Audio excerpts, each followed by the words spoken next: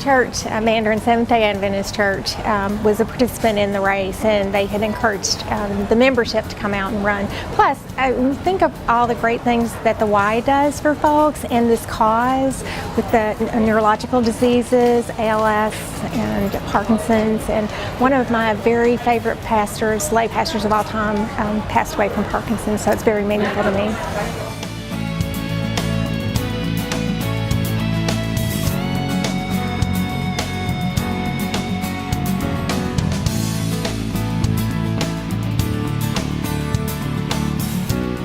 We like to run, and it's an opportunity for all of us to get together in the community as churches and support the YMCA.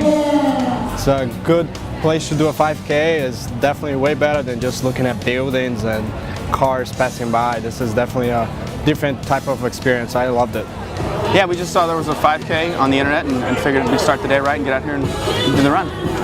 Yeah, we would come back next year. I would definitely come back again. This is a great race, scenic, good crowd, very organized.